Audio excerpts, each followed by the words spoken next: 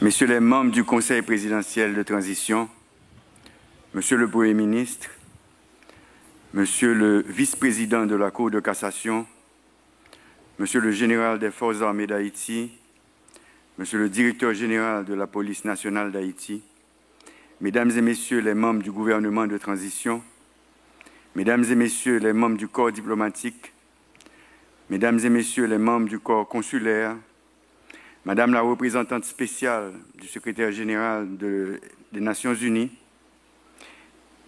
Messieurs et Dames des grands commis de l'État, Mesdames et Messieurs les membres de la presse écrite et parlée, Mesdames et Messieurs les distingués invités, chers compatriotes, haïtiennes et haïtiens de toute origine, membres de la diaspora, leaders communautaires, ouvriers, artisans, agriculteurs et jeunes bâtisseurs de demain, peuple haïtien. Le 1er janvier 1804, Jean-Jacques Dessalines, accompagné d'autres généraux de l'armée indigène, a proclamé l'indépendance d'Haïti aux Gonaïves, établissant ainsi la deuxième révolution dans les Amériques. Pour nous donner cette indépendance, Dessalines, Christophe, Pétion, Capois et les autres héros et héroïnes se sont unis pour combattre l'armée française. Nous nous sentons fort réjouis de pouvoir célébrer en ce jour solennel ce 221e anniversaire de notre indépendance. C'est l'occasion pour nous d'exprimer toute notre fierté de peuple pour cette liberté acquise par nos ancêtres qui ont su briser les chaînes de l'esclavage en déclarant avec courage notre pays indépendant, libre et souverain. C'est l'occasion pour nous d'honorer les sacrifices consentis par nos ancêtres pour fonder une nation sur les principes de liberté, d'égalité et de fraternité. C'est avec un engagement renouvelé et une profonde humilité que je m'adresse aujourd'hui aux Haïtiennes et aux Haïtiens du monde entier. Nous venons de franchir cette étape de notre histoire qui, malgré nous, est loin d'être réjouissante. L'indépendance proclamée en 1804 par les esclaves révoltés de Saint-Domingue devait avoir eu des répercussions inimaginables dans un monde dont la croissance économique reposait sur la traite des Noirs et le mode de production esclavagiste. Il fallait consolider cet acte répréhensible aux yeux des colons et des marchands d'esclaves et de leurs dirigeants. En faisant d'Haïti une terre d'asile pour tous les esclaves révoltés et pour tous les persécutés du monde, Jean-Jacques Dessalines et les pères et mères fondateurs avaient fait preuve de grande lucidité. Aujourd'hui, ce territoire que nos ancêtres nous ont légué au prix de longs combats connaît des crises interminables depuis plusieurs années. Et l'avenir de cette indépendance si chèrement acquise est sérieusement menacé. Mon adresse à la nation de ce jour est pourtant tournée vers l'avenir. L'avenir de notre jeunesse, l'avenir de nos enfants, principales victimes de la violence criminelle des gangs armés à Port-au-Prince et en d'autres points du pays.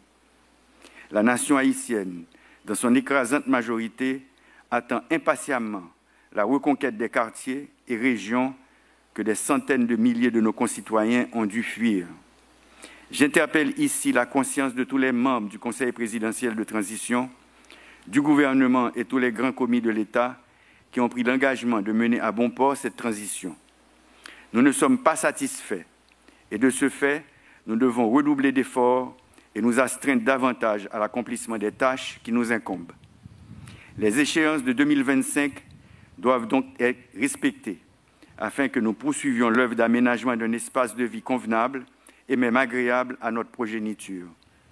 Le spectacle insupportable des descendants des héros et des héroïnes de l'indépendance, fuyant le sol légué par nos aïeux, est simplement insupportable. 2025 sera aussi l'année de la lutte ultime en vue de la création d'un climat propice à la récupération des territoires sous le contrôle ou la menace des gangs armés. Cependant, l'insécurité ne se confine pas à la criminalité. Comme on le répète si souvent, elle englobe l'insécurité alimentaire, économique, sociale et environnementale. La réorganisation de notre pays est une priorité pour les prochaines années. À l'approche des élections, nous attendons des futurs candidats des propositions de sortie de crise cohérentes et réalistes. À ce titre, l'électeur haïtien a un devoir envers ses enfants, envers lui-même, dans le choix des candidats ayant le mieux expliqué leur vision et les moyens de la concrétiser. La lutte électorale devra se situer à ce niveau et non en termes du nombre de fusils dont disposent ses partisans.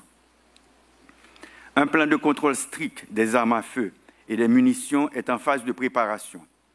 Nous avons sollicité et continuons de solliciter l'aide de tous les pays de la région qui ont fait ou font encore l'expérience des méthodes de lutte contre les organisations criminelles transnationales.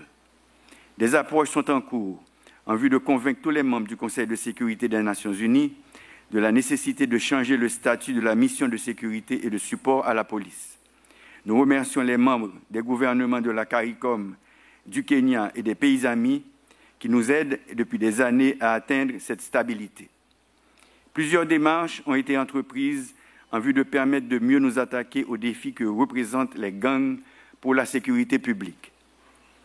D'autres sont en cours auprès de plusieurs instances internationales et gouvernements pour renforcer la capacité de la police nationale et celle des forces armées d'Haïti. L'inauguration de la base militaire Vertia de Tabar, le 18 novembre 2024, est venue concrétiser le retour de nos soldats dans le combat pour la défense de la démocratie. Depuis le 2 octobre 2023, soit depuis plus de 14 mois, la mission multinationale de soutien à la sécurité a été approuvée par les pays membres. Ceci sans que l'effectif total de cette force ait pu atteindre 1000 membres, voire les 2500 auxquels on s'attendait. Le Conseil national de sécurité a finalement vu le jour lors du dernier Conseil des ministres. C'est une instance stratégique importante qui facilitera la reprise en main du territoire national. Elle dotera l'État haïtien d'un lieu d'où pourront être coordonnées et suivies toutes les étapes des opérations de protection, de contrôle et de reconquête de nos espaces vitaux. Année 2024, là, plus passé 5000 personnes mourir. Nous dans la guerre. Année 2025, là, nous continuons à faire la guerre. Gangsters ont déclaré la guerre contre la population, nous-mêmes, nous déclarons la guerre contre tout gangster. Tout gangster qui a assassiné le peuple, qui a boulé l'hôpital avec l'école, qui a violé grand monde, petit monde, qui a fait trafic d'armes, qui a vendu monde, qui a trafiqué organes femmes et garçons haïtiens. Tout conseil présidentiel, transition, premier ministre là, avec tout gouvernement, toute boîte l'État, toute collectivité, nous dans la guerre contre l'insécurité. Mais nous connaissons les peuples qui pour sauver le peuple. Peuple là sous la défensive. Peuple là en situation de légitime défense. Et nous connaissons, quand le proverbe l'a dit, toute bête gênée mordée. Dans la guerre, ça, peuple là doit accompagner la police avec l'armée. Peuple là doit accompagner agents force multinationales là, Jean Refel dans la Tibonite là. Dans la guerre, ça, tout le monde là-dedans, tout le monde doit avoir l'idée. Tout le monde doit porter coller avec la police communautaire. Dans la guerre, ça, le conseil présidentiel là, a joué partition pâle. Le premier ministre là, le gouvernement a joué paille. Ou même professionnels, artistes, businessmen, techniciens, timachan, revendeuses, paysans, paysannes, travailleurs en Haïti ou bien en diaspora, il faut qu'on joue partition pâle. Parce que nous toutes nous concernons. Dans la guerre, ça, nous avons demandé aux paysans minous pour aider à faire la guerre pour rétablir les droits moun, pour empêcher les armes et munitions d'entrer dans le pays d'Haïti et pour continuer à aider nous à protection, manger et soins dans tout camp réfugié et rapatrié dans le pays. Le Conseil national de sécurité et CSPN a dirigé la guerre. L'objectif de la guerre, c'est de mettre la paix dans le pays, pacifier le pays pour aller à l'élection. Bon gens élection pour nous choisir candidats. Candidats dans Kazek, candidats dans la commune, candidats dans tout département, candidats pour présidence. Parce que, vle pas vle, a bien élection dans fin année ça. Je ne peux pas demander nos patience. Parce que patience PAM, li bout déjà. Nous parlons ensemble pacifier le pays pour nous voter une constitution qui répond à la réalité moment. Année ça, pas demander ça Haïti qu'a fait pour vous. Demander tête nous, qui ça nous qu'a fait pour Haïti. Qui gens nous qu'a organisé Organisez-nous pour nous aider à défendre quartier nous à concours force l'ordre. Année 2025, là, nous avons estimé l'espoir dans le pays. Montrer que nos services population, by exemple bon comportement, fait nous rejoindre dignité nous et fierté nous. Année 2025, là, nous pourrons travailler contre assassins capturés peuple. Nous pourrons ouvrir route, mettre sécurité dans le port, dans l'aéroport, pour nous circuler libre et libère. Même après dire encore, il faut que tout le monde a veillé. Nous-mêmes, dans les têtes de l'État, nous mettons tous les moyens à disposition, braves policiers et braves soldats, pour porter la victoire sous gang et pour permettre la vie de reprendre dans le pays. Nous-mêmes, dans la tête de l'État, nous avons fait toute qualité de négociation pour nous gagner plus de policiers, plus de soldats, plus de policiers et soldats internationaux, pour nous isoler les gangs, démanteler et consolider les quartiers chauds, pour toute boîte de l'État qui a recommencé à service, ouvrir l'école, bailler élèves manger, ouvrir l'hôpital avec centre de santé, encadrer sportifs et artistes, faire assainissement, faire travail communautaire pour mettre hygiène et pour mettre cob dans les poches jeunes. Nous-mêmes, dans la tête de l'État, nous avons fait toute qualité de négociation pour nous joindre assistance humanitaire et sécurité tout partout sur la terre. C'est pour bien la population et notre travail.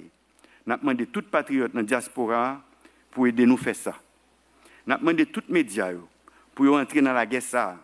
Nous avons demandé nous-mêmes journalistes qui sont victimes tout le temps pour ne pas relayer les messages bandits qui ont terrorisé la population.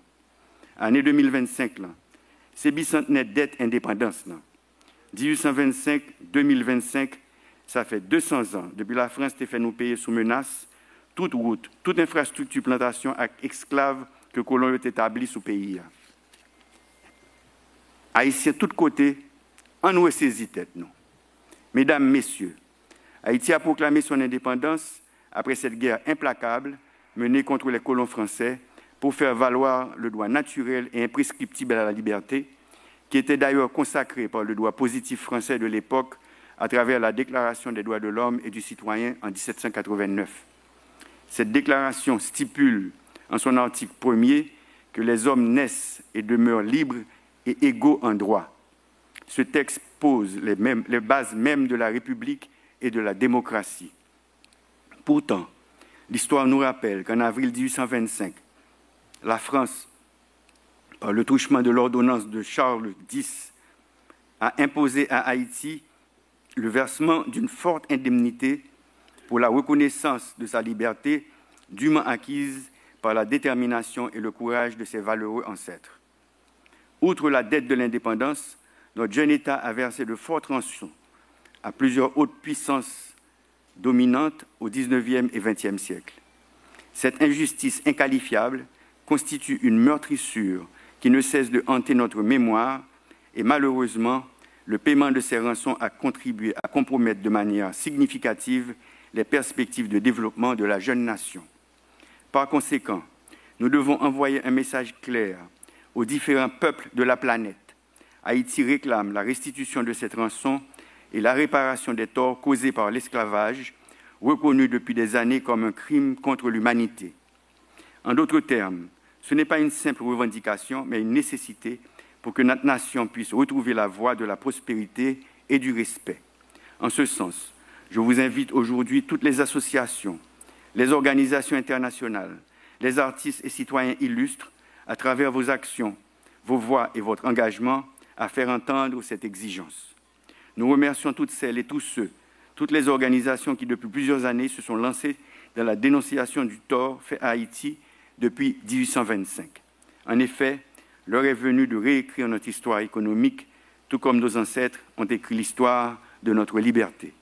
Si nous ne pas payer dette ça pendant plus passé 100 années, nous ne pas en retard comme ça, je dis. Chers compatriotes, mes frères et sœurs haïtiens, nous ne pouvons ignorer l'urgence que représente le changement climatique pour notre nation. Haïti, en tant que pays insulaire, au cœur de la région des Caraïbes, figure parmi les nations les plus vulnérables aux effets dévastateurs de cette crise mondiale. Durant l'année 2024, nous n'avons pas été frappés par des cyclones, mais nous avons constaté les inondations provoquées par de simples pluies au Cap-Haïtien, au Caille, à Port-de-Paix, à Jérémie, pour ne citer que ces villes. Nous sommes très vulnérables. Il est de notre devoir collectif d'affronter ces défis avec détermination et de plaider pour une action concertée, tant au niveau national qu'international, afin de préserver notre environnement et garantir un avenir durable pour les générations futures. Il est essentiel que la communauté internationale reconnaisse la contribution négligeable d'Haïti au réchauffement climatique mondial et apporte un soutien concret sous forme de financement climatique, de transfert technologique et d'assistance technique. Le changement climatique ne constitue pas seulement une crise environnementale pour Haïti, il s'agit d'une menace existentielle qui appelle une réponse collective, immédiate et concertée afin de préserver les ressources, la biodiversité, de protéger les communautés et assurer un avenir durable pour les générations futures. Mes frères et sœurs, enfin de cette terre bénie qu'est Haïti, notre pays traverse des épreuves sans précédent, mais je suis convaincu que c'est dans l'unité et la solidarité que nous trouverons la force de surmonter ces défis. Aujourd'hui, plus que jamais, nous devons mettre de côté nos divergences pour bâtir ensemble l'avenir d'Haïti. Inspirons-nous de nos ancêtres qui ont malgré tout fait preuve d'une résilience exemplaire pour obtenir notre indépendance. C'est en unissant nos forces que nous pourrons réaliser ce que beaucoup croyaient impossible. Ensemble, nous choisirons la voie de la paix, de la prospérité et de la dignité. Que ce grand jour nous inspire à bâtir un pays où règne la justice, l'équité et la dignité pour toutes ces filles et tous ces fils. Qu'il nous guide à rebâtir notre pays en restaurant l'autorité de l'État, en organisant des élections honnêtes, crédibles et transparentes et en améliorant les conditions de vie de la population. Je vous souhaite, ainsi qu'à vos familles, à toutes celles et tous ceux que vous représentez, une bonne et heureuse année 2025, pleine de succès, de santé et de bonheur. Vive l'indépendance, vive l'unité nationale, vive Haïti. Je vous remercie.